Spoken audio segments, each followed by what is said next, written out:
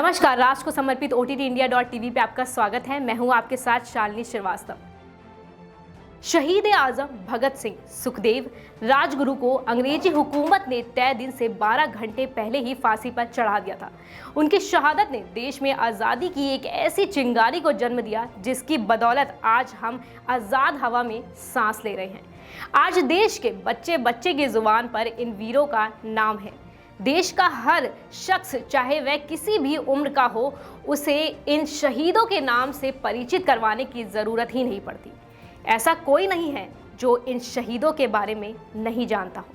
हालांकि कई लोग ऐसे हैं जो शायद यह जान नहीं पाए हैं कि आखिर इतनी कम उम्र में भगत सिंह और उनके साथियों को फांसी पर क्यों चढ़ा दिया गया था। तो चलिए आज हम बात करेंगे आखिर भगत सिंह, सुखदेव और राजगुरु को क्यों फांसी पर चढ़ाया गया था। बात उन दिनों की है जब देश में आज़ादी की लड़ाई में भाग लेने के लिए युवा, बुजुर्ग सहित सभी वर्ग के लोग अपने देश पर जान कुर्बान करने के लिए तैयार थे। इसी समय क्रांतिकारी लाला लाजपत राय साइमन कमीशन के खिलाफ आवाज उठा रहे थे। उन्होंने 31 अक्टूबर 1928 में एक विशाल रैली का आयोजन किया था। अंग्रेजी हुकूमत के खिलाफ उठ रही आवाज़ को देखते हुए अंग्रेज़ों ने वहां पर लाठीचार्ज करवा दिया।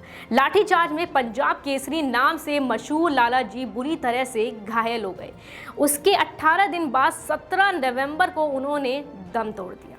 घायल लाला जी ने कहा था कि उनके शरीर पर पड़ी एक एक लाठी अंग्रेजी शासन के ताबूत में आखिरी कील साबित होगी। इस बात ने देश के युवाओं में जोश भर दिया।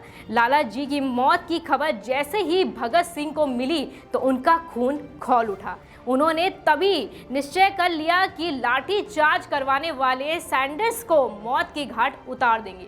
उन्होंने तभी राजगुरु, सुखदेव और भगत सिंह के साथ मिलकर सैंडर्स को मौत की नींद सुला दिया और वहां से वो फरार हो गए। इसके बाद अप्रैल 1929 में एक और चिंगारी सुलग गई। दरअसल अंग्रेज सरकार 2 नए बिल, पब्लिक सेफ्टी और ट्रेडर्स डिस्प्यूट बिल ला रही थी। कहा जाता है कि ये 2 कानून भारतीय नागरिकों के लिए बेहद खतरनाक थे। इस बिल में क्रांतिकारियों के दमन की तैयारी थी। भगत सिंह ने तय किया कि इस बिल के विरोध में असेंबली में बम फेंका जाएगा, लेकिन इस बात की बखूबी ध्यान रखा गया कि इससे किसी तरह की जनहानि नहीं होनी चाहिए। बस अंग्रेजी हुकूमत तय अपनी बात पहुंचाने और देश के लोगों को जागरूक करने का यह अच्छा तरीका था। ये काम को बटुकेश्वर दत्त और भगत सिंह ने अंजाम देने का फैसला किया।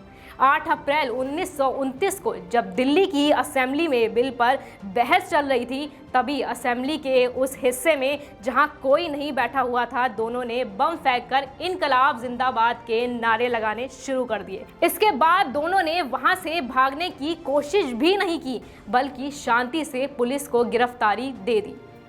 सैंडर्स की हत्या के बाद से ही पुलिस को भगत सिंह की तलाश थी। इसके चलते हत्या का केस दर्ज किया गया।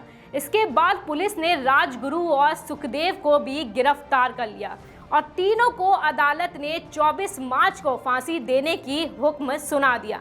वहीं बटुकेश्वर दत्त को काला पानी की सजा मुकर्रर कराई गई।